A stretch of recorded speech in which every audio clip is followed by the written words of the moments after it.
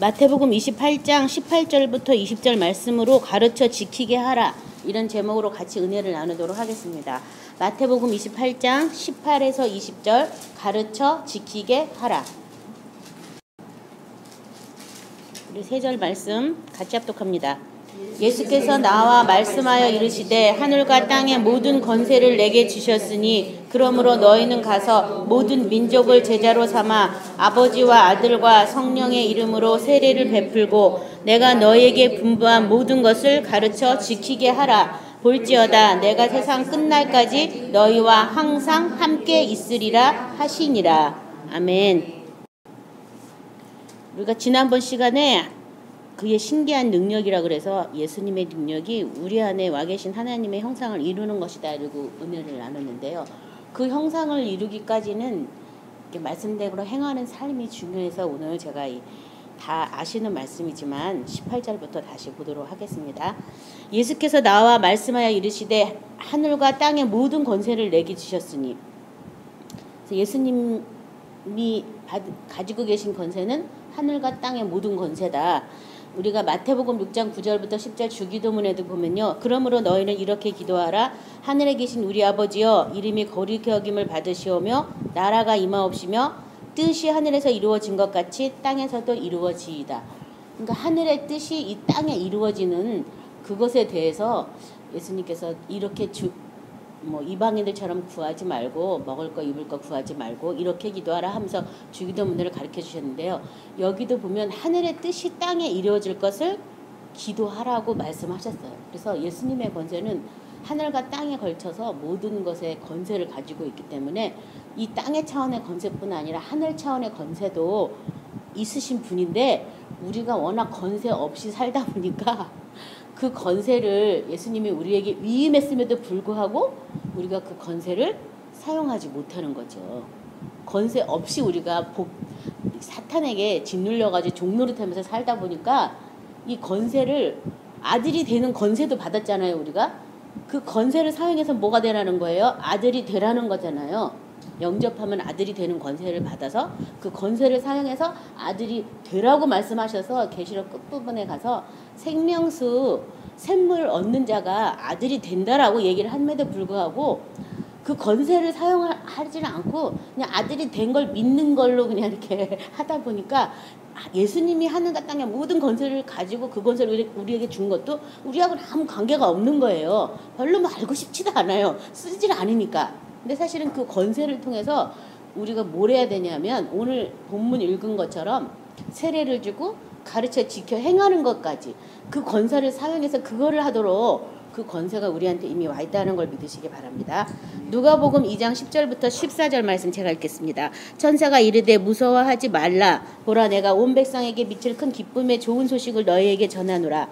오늘 다윗의 동네에 너희를 위하여 구주가 나셨으니 곧 그리스도 주시니라. 너희가 가서 강보에 쌓여 그 위에 누워있는 아기를 보리니 이것이 너희에게 표적이니라 하더니 호련히 수많은 천군이 그 천사와 함께 하나님을 찬송하여 이르되 지극히 높은 곳에서는 하나님께 영광이요 땅에서는 하나님의 기뻐하심을 받은 사람들 중에 평화로다 하니라.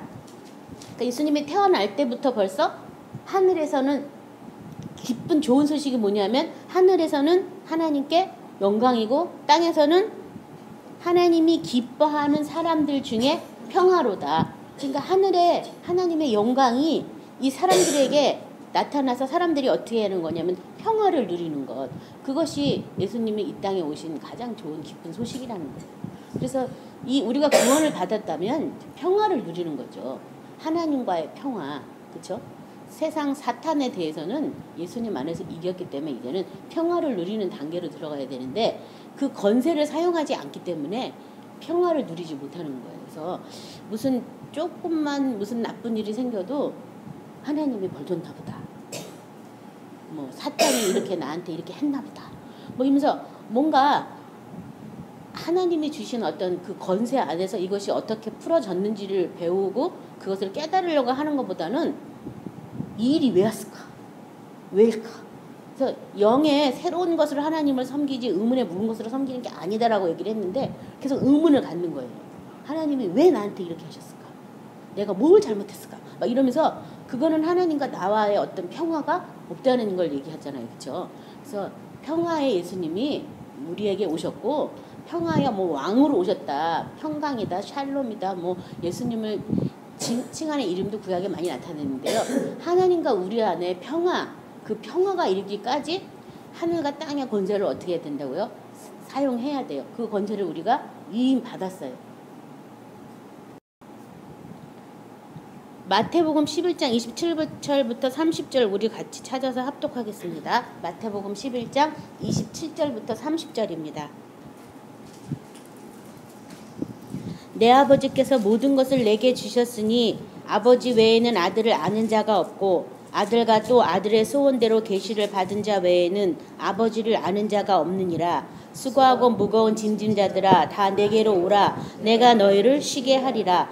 나는 마음이 온유하고 겸손하니 나의 멍에를 메고 내게 배우라. 그리하면 너희 마음이 쉼을 얻으리니 이는 내 멍에는 쉽고 내 짐은 가벼움이라 하시니라. 자, 하늘과 땅의 모든 권세를 받으신 그 예수님께서 이 마태복음에서는 내 아버지께서 모든 것을 내게 줬는데 모든 것을 내게 준 그 결과가 뭐냐 하면 아버지를 알 수 있느냐 아버지를 알 수 없느냐 이거라는 거예요. 그 모든 것은 아버지를 아느냐 모르느냐 이거라는 거예요. 근데 아버지를 어떤 사람이 안다고 되어 있어요? 아들과 또 아들의 소원대로 계시받은 자 외에는 아버지를 알 자가 없다. 그러니까 아들과 아들의 소원대로 계시를 받아야지만 아버지를 알 수 있다고. 그러니까 우리 안에 와 계신 하나님 아버지를 누가 우리에게 알려줘요? 예수님이. 뭘로요? 계시로. 계시는 성경 말씀도 계시예요. 말씀이 풀어질 때, 말씀이 깨달아질 때, 예수님이 성령을 통해서 그 말씀에 대해서 우리에게 가르쳐 줄 때, 또 이 말씀으로 우리가 사귐을 가질 때 하나님의 성품이 우리에게 계시되는 거죠. 그래서 아들과 아들의 소원대로 계시받은 자 외에는 아버지를 알 자가 없다. 예수님한테 모든 그 권세를 주셨는데 사실은 그 권세를 통해서 그럼 누구를 아는 거예요? 아버지를 아는 거죠. 아버지를 알아가는 삶. 그래서 아버지를 모르기 때문에 이 수고하고 무거운 짐이 인생에게는 다 있다는 거예요. 그래서 내게로 오면 내가 짐을 없애주겠다. 뭐 그런 게 아니라 내 밑에서 내 멍에를 너도 같이 매자. 뭐 이렇게 얘기하고 있죠. 그렇죠? 그래서 예수님을 통해서 아버지를 알아가는 그것이 우리에게 하늘과 땅의 모든 권세를 예수님이 주신 이유예요. 그러니까 그 권세를 많은 사람들이 다른 걸로도 많이 사용하죠. 그렇죠? 근데 마귀를 쫓아내고 뭐 이런 걸로도 물론 사용하지만 그것은 극히 일부분이고 진짜는 하나님 아버지를 우리에게 알려주려고 그 권세를 나타내신다는 것을 배우시기 바랍니다. 다니엘서 7장 13, 14절은요. 이런 말씀이 있습니다. 내가 또 밤 환상 중에 보니 인자 같은 이가 하늘 구름을 타고 와서 옛적부터 항상 계신 이에게 나와 그 앞으로 인도되매 그에게 권세와 영광과 나라를 주고 모든 백성과 나라들과 다른 언어를 말하는 모든 자들이 그를 섬기게 하였으니 그의 권세는 소멸하지 아니하는 영원한 권세요 그의 나라는 멸망하지 아니할 것이다. 그래서 하늘과 땅의 모든 권세 예수님을 통해서 우리에게도 주셨습니다. 요한복음 3장 34, 36절은요. 하나님이 보내시는 이는 하나님의 말씀을 하나니 이는 하나님이 성령을 한량없이 주심이니라. 아버지께서 아들을 사랑하사 만물을 다 그의 손에 주셨으니 아들을 믿는 자에게는 영생이 있고 아들에게 순종하지 아니하는 자는 영생을 보지 못하고 도리어 하나님의 진노가 그 위에 머물러 있느니라. 그래서 이 영생은 영원히 죽지 않는 삶이라고 사람들이 생각하지만 영생은 하나님 아버지 안에 있는 영원한 생명을 의미한다는 거예요. 그렇죠? 그 영생은 어떻게 할 때 있다고요? 아들에게 순종할 때 그 영원한 생명이 우리한테 있고 순종하지 않으면 오히려 하나님의 진노가 그 위에 머물러 있다. 그래서 하나님이 보내신 사람은 하나님의 말씀을 하고 또 하나님 말씀을 하는 이유가 성령을 주셨기 때문에 그렇게 하나님 말씀만 한다라고 하면서 아들을 사랑하사 만물을 다 그의 손에 주셨다. 그 만물을 다 손에 주셨는데 가장 중요한 것은 영생이라는 거예요. 만물을 다 갖고 영생을 얻지 못한다면 그것은 아무 의미가 없다는 거예요. 이 세상의 어떤 지위나 명예나 어떤 재물이나 이 세상에 감당하지 못한 어떤 그런 것들을 받았을지라도 영원한 생명을 알지 못한다면 그것은 아무 의미가 없다는 거예요. 그렇죠? 그래서 순종하는 자, 아들에게 순종하는 자에게 그 생명을 우리에게 보이십니다. 그래서 요한복음 17장 2절 3절 아시는 말씀인데요. 제가 읽겠습니다. 아버지께서 아들에게 주신 모든 사람에게 영생을 주게 하시려고 만민을 다스리는 권세를 아들에게 주셨음이로소이다. 영생은 곧 유일하신 참 하나님과 그의 보내신 자 예수 그리스도를 아는 것이니이다. 그래서 영생을 주려고 권세를 주셨다. 그러니까 하늘과 땅의 모든 권세를 통해서 우리가 뭘 얻는 거예요? 아버지 안에 있는 영원한 생명을 얻는다는 것을 믿으시기 바랍니다.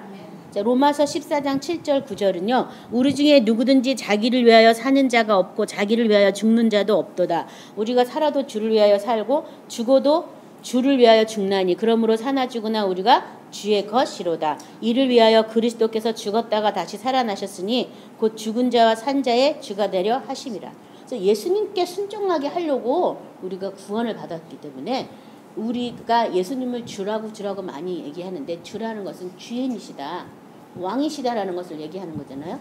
예수님 말씀에 순종하기 위해서 우리가 구원받았다 그런 것을 깨달은다면 우리가 다 누구 것? 주의 것이다. 사나 죽으나 다 주의 것이다. 내게 아무것도 없다는 것을 먼저 인정하시기 바랍니다. 내게 뭐가 많으니까 내가 관리해야지, 염려해야지, 계획해야지, 설계해야지, 안 되면 또 화내야지, 뭐 내게 많으니까 내게 다 주의 것이라고 생각하면 주님이 가만 계시면 나도 가만히 있으면 되고, 주님이 일정 오래 참으시면 나도 오래 참으면 되는 것이고, 주님의 것이라면 내게 아니니까 소유권이 나한테 있지 않기 때문에 뭐 이래라 저래라 감나하라 대추나하라 뭐 말할 것도 없고, 주님의 것은 주님이 알아서 하는 거 아니겠어요? 나 역시도 주의 것이라면 주님이 나의 일생의 모든 것들을 주의 책에 다, 내 형질이 이르기 전부터 우리 주님이 주의 책에 우리 일생을 다 적어놨다고 하잖아요. 그렇죠? 주님이 다 적어놓은 그 인생길을 내가 가는 거지, 내가 뭘 개척해야 된다, 뭐 목표를 세워서 해야 된다, 이거 아직 다 이렇게 예수님의 생명과 아버지 안에 있는 그 생명과 아무 상관없는 사람들이 하는 거라는 거예요. 예수님 안에 있는 그 생명을 쫓아서 가다 보면 주님이 우리 인생길을 이렇게 인도해 나가시죠. 저도 생각을 해보니까 그렇더라고요. 내가 막 책을 쓰려고 어려서부터 뭐 문학 작품을 읽고 책 쓰는 기술을 막 연구하고 무슨 뭐 그런 데 가서 공부한 것도 아닌데 쓰라니까 그럼 쓰면 되지 뭐, 주님이 쓰라니까 쓰지 뭐, 이러면서 이렇게 쉬운 마음으로 쓰니까 또 써지더라고요. 그래서 썼어요. 쓴다면 또 어떻게 해야 될지 몰랐지만 주님께 또 막 기도하다 보니까 이거 좀 갖고 있다가 남편이 회사가 회복되면 그때 또 출판하라는 그런 마음을 줘서 그냥 계속 기도를 뭐 오래 그럼 하고 있지 뭐, 일찍 책 내봐야 또 어떻게 했어. 기도를 한 1년 정도 하고 있다가 출판사를 만들어서 책을 출간했거든요. 이번에 또 이렇게 새 노래를 제가 이렇게 막 짓고 악보까지 막 그렸는데, 또 이제 그것까지만 난 하는 거야. 하라는 것까지만. 그 다음에 또 어떻게 하실지는 또 그 다음에 기도하면서 차차 길을 인도하시는, 그걸로 그냥 맡기는 거지 내가 뭐 할 수 있는 건 아니니까. 그래서 아이고 참, 내가 생각해도 하나님이 나를 이렇게 또 인도하시는구나. 그래서 예배 드릴 때 제가 성령 세례 받자마자 제일 먼저 기도한 게 뭐였었냐면요, 하나님 우리를 찬양하라고 만드셨으니까 나 좀 찬양 좀 잘하게 해달라고.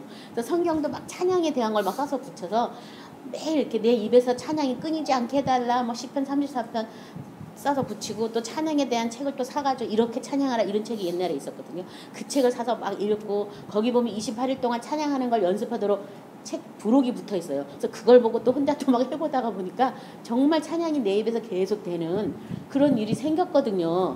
그랬는데 이제는 또 곡조로 찬양을 올리게 됐네. 그래서 나 이런 생각도 했어요. 죽었을 때 이 다음에 내가 시편을 적어가야지. 아무것도 가져갈 건 없지만 정말 너무 사랑하면 노래를 부르는 것처럼 하나님 사랑하는 마음을 내가 이렇게 시편이라도 나도 다윗처럼 적어가야겠다 해서, 뭐 이상한 시편이지만 노트에다가 막 글씨도 막 휘갈려 가면서 성령의 감동받은 대로 막 적은 적도 있었어요. 그래서 이 다음에 가져갈 건 바로 이 책이다 그랬는데, 이제 여기에 또 곡조가 붙은 거예요. 그래서 하나님께서 내가 이렇게 해달라는 적은 한 번도 구한 적이 없고 그냥 나 찬양을 잘하게 해달라고만 기도했는데 하나님께서 또 이렇게 역사하시는구나 생각하니까 너무 감사하더라고요. 그리고 또 10년 뒤에 가면 어떤 일이 벌어질지는 지금 저는 모르지만 추측했을 때 또 많은 청년들이 찬양을 불러가면서 또 이 새 언약에 대해서 배우고 한다면 또 예수 피를 마시는 것을 많은 사람들이 입에서 노래 불러가면서 알게 된다면 그것처럼 또 신나고 기쁜 일이 어디 있겠어요. 그렇죠? 그래서 하나님이 나를 경영하시는 그것에 내가 쫓아가니까 하나님께서 하나님의 영광을 나타내시는구나 이런 생각이 들었어요. 그것처럼 우리가 다 주의 것이면 주님이 우리의 삶을 통하여 나를 뭐 그냥 왔다 그냥 예수 조용히 믿다 죽게 이렇게는 나를 프로그램 안 했을 거 아니에요. 그렇죠? 뭔가 하나님 나라의 하나님 백성으로서 하나님께서 뭔가 나에게도 찬양 받으실 것이 있고 영광 받으실 것이 있어서 너는 나의 찬송이야 나의 보배야 나의 영광이라고 얘기한 것처럼 뭔가 나도 그런 일을 할 거니까 주님 앞에 나의 인생길을 마치고 주님이 내 안에서 지금 어떤 일을 행하게 하려고 하시는지를 잘 기도하면서 깨달으셔야 돼요. 관찰하셔야 돼요. 주의 것이니까 주님이 날 통해서 뭘 하려고 하는 건지. 그래서 제일 먼저 이 사랑의 나라에 가야 이 마음에 아무 그것이 없이 예수님과 평화로이 이 교제가 잘 되거든요. 만약에 마음에 누구를 조금이라도 미워하고 심판하고 판단한다면 교제가 당장 안 돼요. 그래서 나를 위해서라도 이 사랑의 나라에 가서 사랑 안에서 사셔야지 돼요. 자, 그래서 우리가 다 주님의 것이다. 내 건 아무것도 없다는 것. 이것을 믿으시기 바랍니다. 그리고 선포하시기 바랍니다. 사탄은 계속 우리를 살려두는 목적이 내 거를 주장해서 우리를 살려놓는 거예요. 그래서 좀이라도 화가 나면 내 자존심이 상하고 내 인격이 모욕을 받고 그게 나를 살려놓으려고. 내 건 아무것도 없다고 인정하면 아무 문제 없습니다. 그냥 욕하는 건 당연한 거고 뭐 나도 비판할 때 있는데 누가 나 비판하는 것도 당연한 거지. 뭐 그거 가지고 뭐 그랬대 뭐 이럴 것도 없고 저럴 것도 없고 참 자유하거든요. 그래서 우리가 주님의 것이라는 것을 믿으시고 주님 안에 있는 아버지의 영원한 생명이 어떻게 내 안에서 나타나는지 또 그 생명 안에서 내가 어떻게 감화 감동 받아서 나의 이 모난 성격이 새로운 새 생명으로 바뀌었는지 그런 것들을 많이 가지고 있는 그런 아름답고 성숙한 저와 여러분이 되시기 바랍니다. 빌립보서 2장 9절부터 11절은요. 이러므로 하나님이 그를 지극히 높여 모든 이름 위에 뛰어난 이름을 주사 하늘에 있는 자들과 땅에 있는 자들과 땅 아래에 있는 자들과 모든 무릎을 예수의 이름에 꿇게 하시고 모든 입으로 예수 그리스도를 주라 시인하여 하나님 아버지께 영광을 돌리게 하셨느니라. 그래서 주님을 주님 대접하셔야 되겠습니다. 우리의 주인 대접을 하셔야 되겠습니다. 하늘뿐 아니라 하늘과 땅 아래 있는 것까지 다 그 이름에 꿇게 하셨다고 말씀하고 있는데 저와 여러분도 이따 기도할 때 내가 예수 이름에 무릎을 꿇고 복종하고 있는지 아니 맨날 핑계대면서 그렇지만요 이번만은 뭐 이러고 있는지 잘 자기를 살피시기 바랍니다. 히브리서 2장 8절부터 11절 우리 찾으셔서 같이 합독합니다. 히브리서 2장 8절부터 11절입니다.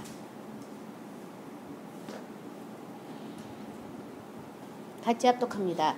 만물을 그 발 아래 복종하게 하셨느니라 하였으니 만물로 그에게 복종하게 하셨은즉 복종하지 않은 것이 하나도 없어야 하겠으나 지금 우리가 만물이 아직 그에게 복종하고 있는 것을 보지 못하고 오직 우리가 천사들보다 잠시 동안 못하게 하심을 입은 자 곧 죽음의 고난을 받으심으로 말미암아 영광과 존귀로 관을 쓰신 예수를 보니 이를 행하심은 하나님의 은혜로 말미암아 모든 사람을 위하여 죽음을 맛보려 하심이라. 그러므로 만물이 그를 위하고 또한 그로 말미암은 이가 많은 아들들을 이끌어 영광에 들어가게 하시는 일에 그들의 구원의 창시자를 고난을 통하여 온전하게 하시는 이미 합당하도다.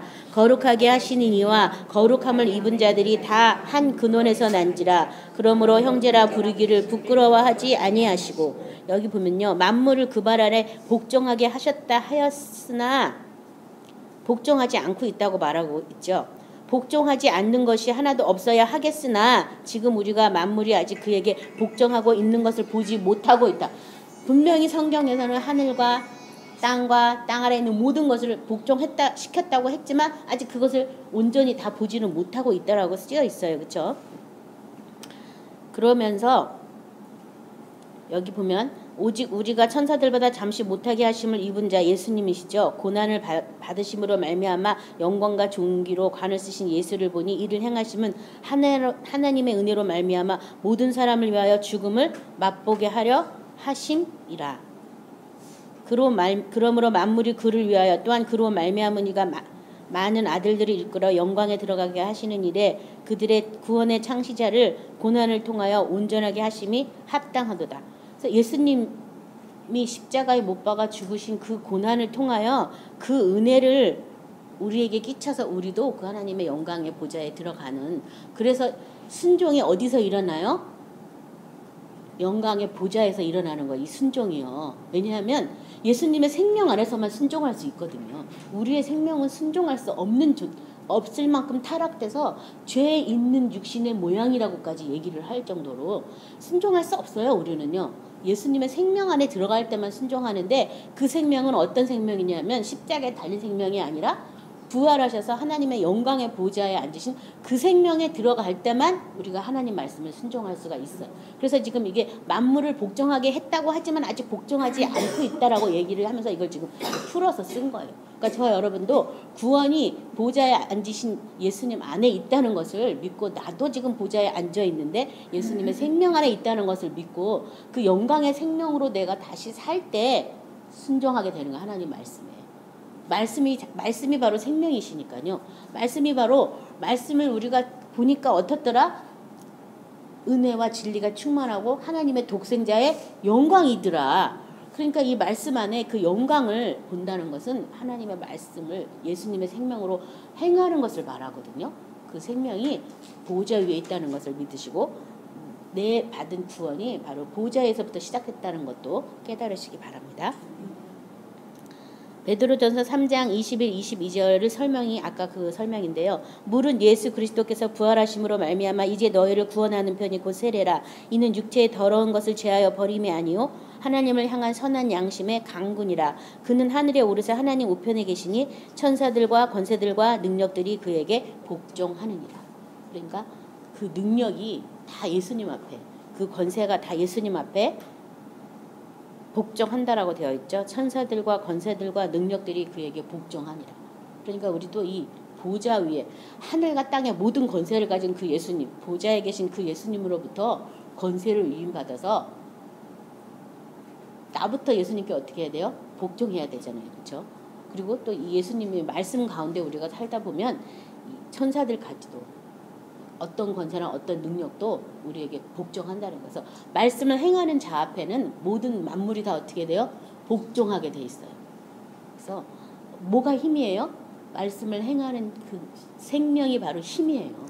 예수 안에 있는 그 영광의 생명이 바로 힘인 줄 믿으시기 바랍니다. 그래서 그 힘을 우리가 지난 시간에 뭐라 그랬어요? 신기한 능력이다. 사람들이 알지 못하는 신기한 능력이다라고 우리 같이 나눴습니다. 19절에 그러므로 너희는 가서 모든 민족을 제자로 삼아 아버지와 아들과 성령의 이름으로 세례를 베풀고, 모든 민족을 제자로 삼아. 마가복음 16장 15절부터 18절 제가 읽겠습니다. 또 이르시되 너희는 온 천하에 다니며 만민에게 복음을 전파하라. 그래서 모든 민족을 제자로 삼으라는 얘기는 만민에게 복음을 전파하라는 얘기고요. 복음을 전파했다면 어떤 결과가 일어나느냐. 16절 믿고 세례를 받은 사람은 구원을 얻을 것이요 믿지 않는 사람은 정죄를 받으리라. 믿는 사람들에게는 이런 표적이 따르리니 곧 그들이 내 이름으로 귀신을 쫓아내며 새 방언을 말하며 뱀을 집어 올리며 무슨 독을 마실지라도 해를 받지 아니하며 병든 사람에게 손을 얹은즉 나으리라 하시더라.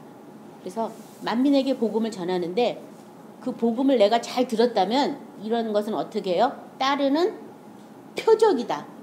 내가 제대로 믿고 내가 세례를 받았다면 이 후반절은 제대로 믿고 세례 받았기 때문에 따르는 표적이라는 거예요. 뭐 이걸 주세요, 해주세요, 뭐 은사가 아니라 이건 그냥 믿는 자에게 너무 자연스럽게 나타나는 이 일 중 하나라. 뭐 이렇게 지금 설명하고 있는 거예요. 그러니까 여기서 지금 만민에게 복음을 전파하고 또 믿고 세례 받는 사람의 이 구원을 얻는다 그랬는데, 그것을 아직 안 믿었다면, 복음이 전파됐더라도 그것을 아직 안 믿고 이 세례라는 것이 예수님과 함께 십자가 못 박아 죽은 세례 플러스 성령이 위로 내리는 세례예요.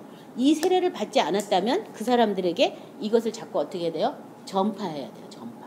그래서 나뿐만 아니라 믿기만 한다면 귀신 쫓아내, 뱀을 팍팍 집어내, 사탄의 괴계를 팍팍 알아내는 거죠. 그다음에 독을 마셔도 해를 받지 않아. 사탄이 어떤 독을 쏟으려도 아무 문제 없는 거예요. 아무 해를 받지 않는 거예요. 마지막으로 병든 사람에게 손을 얹은즉 나으리라. 예수님의 이름 때문에, 예수님의 생명 때문에 병자들이 낫는, 내가 무슨 은사를 받아가지고 무슨 내가 아니라 주님의 통로로서 우리 주님이 우리를 사용하셔서 그런 능력이 나타나는 그런 것이 제대로 믿는 거고 제대로 세례 받은 거예요. 그렇게 복음을 어떻게 하라고요? 전파하라고 말씀하고 있습니다. 누가복음 24장 45절부터 48절 우리 같이 찾아서 합독하겠습니다. 누가복음 24장 45절부터 48절입니다. 같이 합독합니다. 이에 그들의 마음을 열어 성경을 깨닫게 하시고 또 이르시되 이같이 그리스도가 고난을 받고 제3일에 죽은 자 가운데 살아날 것과 또 그의 이름으로 제사함을 받게 하는 회개가 예루살렘에서 시작하여 모든 족속에게 전파될 것이 기록되었으니 너희는 이 모든 일의 증인이라. 그래서 이 복음을 우리가 제자를 삼고 아버지와 아들과 성령의 이름으로 세례를 베푸는데요. 이 제자를 삼는다고 할 때 예수님께서도 예수님의 제자들에게 나타나서 뭘 했어요? 마음을 열어주시고 성경을 깨닫게 하시는 일을 먼저 해서 성경에서 예수님이 죽고 부활하신 것들을 먼저 믿게 하신 다음에 그 다음에 이 제사함이 어떤 것을 가져오는지를 알려주시고 이렇게 하셨다는 거예요. 그러니까 저와 여러분도 뭔가 제자를 삼으랬으니까 적어도 내가 예수를 믿었는데 나와 비슷한 사람이 있어야지 제자잖아요. 제자라는 것은 스승의 본을 받는 게 제자잖아요. 그런 사람들이 있어야 되는 거죠. 그렇죠? 그래서 그런 사람들에게 말씀을 어떻게 해야 돼요? 깨닫게 해줘야죠. 여기서 마음을 열어가지고 성경을 깨닫게 해줬다고. 깨닫지 못해갖고 사람들이 말씀을 못 믿는 거잖아요. 그렇죠? 그러니까 먼저 내가 말씀을 깨닫고 또 깨달은 말씀을 같이 나누고 그 제자 삼는 그런 저와 여러분이 이 모든 권세를 주신 목적 중에 하나가 제자 삼으라는 거예요. 근데 제자 삼기 위해서 아버지와 아들과 성령의 이름으로 또 세례를 주라 그랬죠.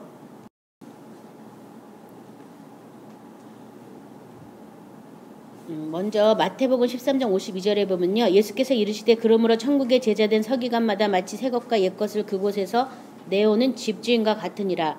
이런 말씀이 있어요. 그래서 천국의 서기관이 이렇게 제자된 서기관, 천국의 제자된 서기관. 예수님이 전하신 복음은 천국 복음이 이 땅 복음이 아니라 천국 복음. 천국의 제자된 서기관은 뭘 한다고 되어 있냐면 마치 새 것과 옛 것을 곳간에서 내오는 집주인과 같다.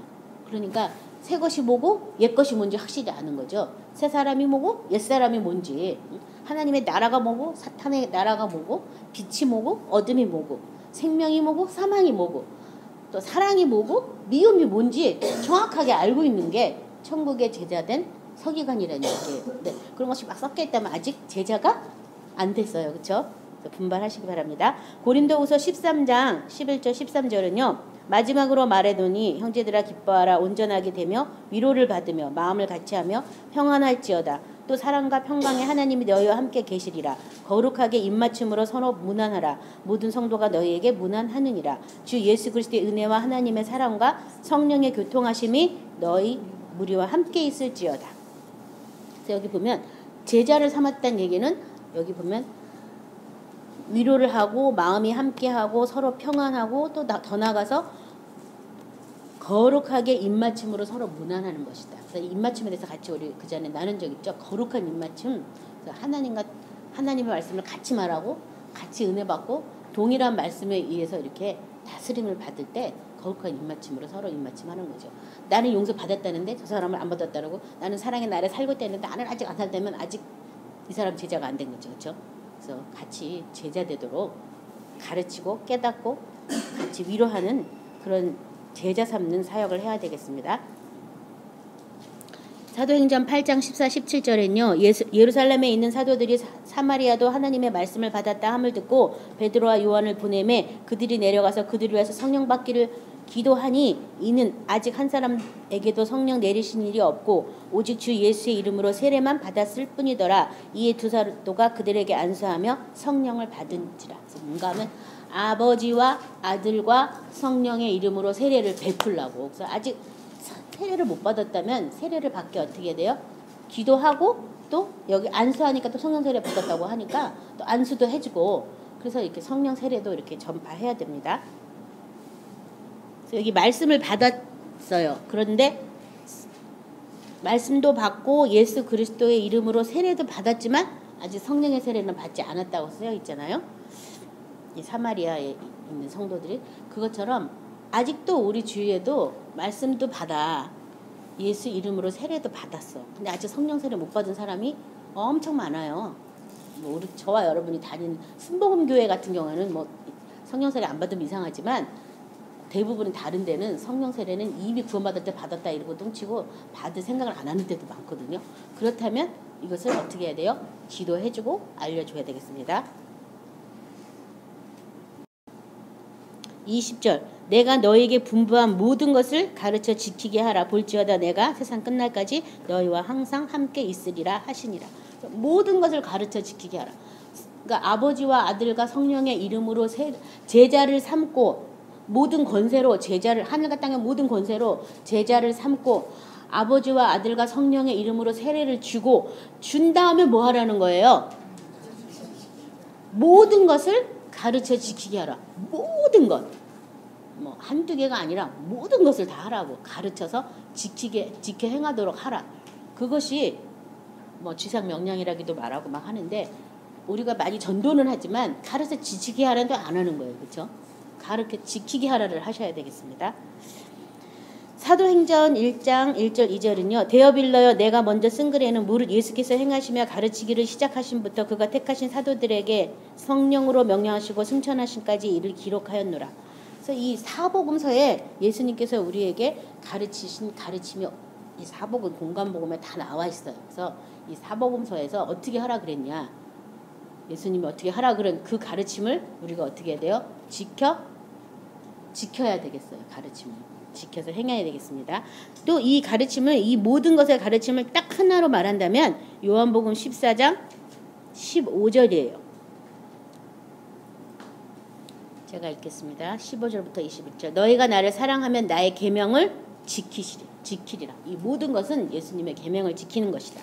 내가 아버지께 구하겠으니 그가 또 다른 보혜사를 너희에게 주사 영원토록 너희와 함께 있게 하리니 그는 진리의 영이라. 세상은 능히 그를 받지 못하나니 이는 그를 보지도 못하고 알지도 못함이라. 그러나 너희는 그를 아나니 그는 너희와 함께 거하시며 또 너희 속에 계시겠음이라. 내가 너희를 고와 같이 버려두지 아니하고 너희에게로 오리라. 조금 있으면 세상은 나를 보지 못할 것이로되 너희는 나를 보리니 이는 내가 살아있고 너희도 살아있겠음이라. 그날에는 내가 아버지 안에 너희가 내 안에 내가 너희 안에 있는 것을 너희가 알리라. 나의 계명을 지키는 자라야 나를 사랑하는 자니 나를 사랑하는 자는 내 아버지께 사랑을 받을 것이요 나도 그를 사랑하여 그에게 나를 나타내리라. 그래서 이 모든 것을 지켜 행하라. 이 모든 것은 예수님의 계명을 지켜 행하는 것이에요. 예수님의 세 계명은 내가 너희를 사랑한 것처럼 너희도 서로 사랑하라. 성령이 오신 목적이 뭐예요? 이 세 계명을 지켜 행하게 하려고 성령이 오신 거예요. 그래서 많은 뭐 성령의 은사, 열매, 세 계명을 행하지 않고는 그것도 다 무의미하다는 거예요. 그렇죠? 그래서 사랑이 없으면 아무것도 아니라고 바울이 고린도전서에서 말한 것처럼 이 계명을 지켜 행하기 위해서 성령이 오셨어요. 그러니까 나는 사랑할 수 없어요. 예수님처럼 우리가 어떻게 사랑하겠어. 그래서 성령이 와서 계속 내가 예수님처럼 된 걸 가르쳐 주는 거 먼저 하는 거죠. 그래서 너는 죽었어. 그리고 너는 이제 예수님 안에서 새 생명을 입었어. 이제 그 생명으로 사랑하는 거야. 이걸 가르쳐 주러 오신 거예요.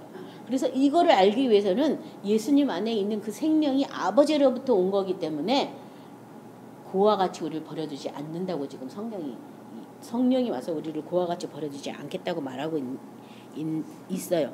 이 고와 같이 버려두지 않다는 얘기는 아버지를 알게 된다는 얘기야. 아버지를. 그래서 성령을 통해서 아버지를 알고 또 아버지 안에 있는 영원한 생명이 예수님을 통해서 우리에게 나타나는 그 권세를 우리에게 주셨어요.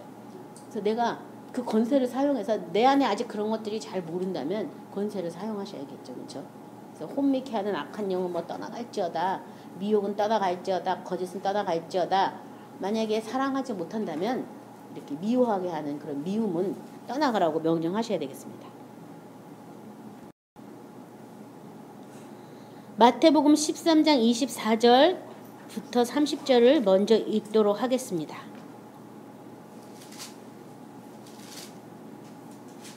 마태복음 13장 24절부터 30절입니다. 같이 합독합니다.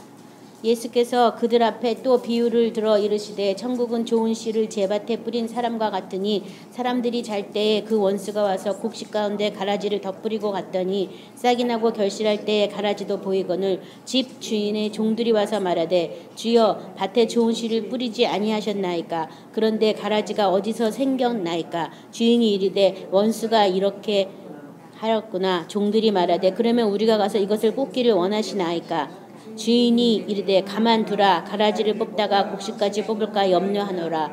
둘 다 추수 때까지 함께 자라게 두라. 추수 때에 내가 추수꾼들에게 말하기를 가라지는 먼저 거두어 불사르게 단으로 묶고 곡식은 모아 내 곡간에 넣으리라 하리라.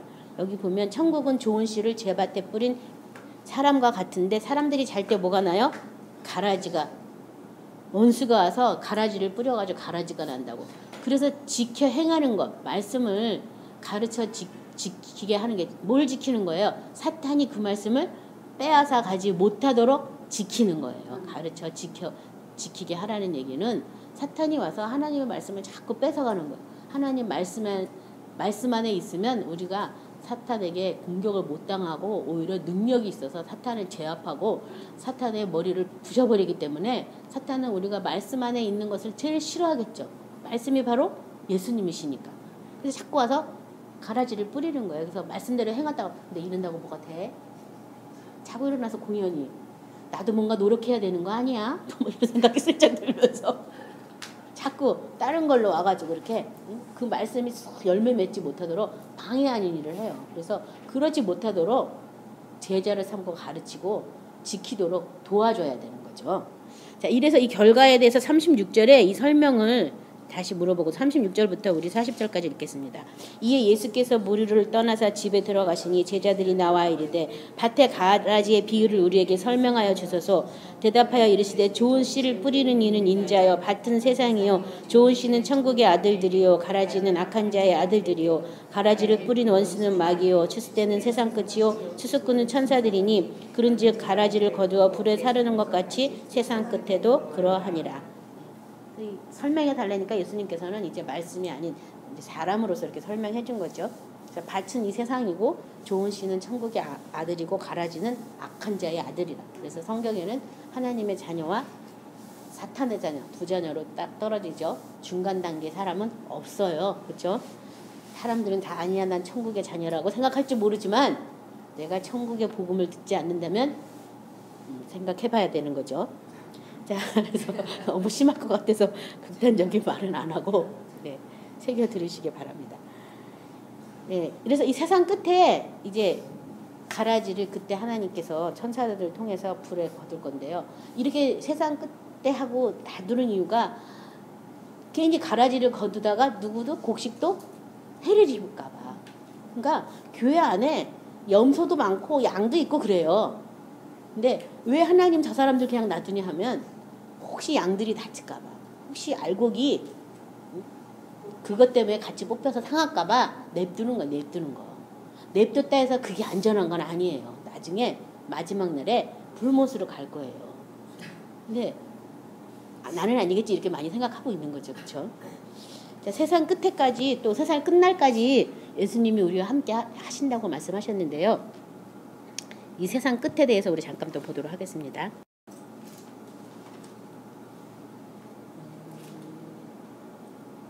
세상 끝 하기 전에 세상 끝에 대해서 우리와 항상 함께 하신다. 마태복음 1장 23절에는 보라 처녀가 잉태하여 아들을 낳을 것이요 그의 이름이 임마누엘이라 하리라 하였은즉 이를 번역한즉 하나님이 우리와 함께 계시다 함이라. 예수님이 태어나기도 전부터 그 이름을 임마누엘이라고 해서 하나님이 우리와 함께 계신다. 세상 끝날까지 함께 계신다. 태어나는 그 순간부터 우리와 함께 하시는 그 하나님을 찬양하시기 바랍니다. 또 마태복음 18장 20절에는요. 두세 사람이 내 이름으로 모인 곳에 나도 그들 중에 있느니라. 예수 이름으로 모인다면 예수님이 그곳에 또한 계시고 요한복음 12장 24, 26절은요. 내가 진실로 진실로 너희에게 이르노니 한 알이 미리 땅에 떨어져 죽지 아니하면 한 알 그대로 있고 죽으면 많은 열매를 맺느니라. 자기 생명을 사랑하는 자는 잃어버릴 것이요 이 세상에서 자기 생명을 미워하는 자는 영생하도록 보존하리라. 사람이 나를 섬기려면 나를 따르라. 나 있는 곳에 나를 섬기는 자도 거기 있으리니 사람이 나를 섬기면 내 아버지께서 그를 귀히 여기시리라. 그래서 우리와 항상 함께 계시지만 예수님이 있는 그곳에 우리도 함께 있어야지만 항상 우리가 함께 있는다는 거예요. 그래서 여기 지금 나를 섬기려면 나를 따르라. 나 있는 곳에 나를 섬기는 자도 거기 있을 것이다.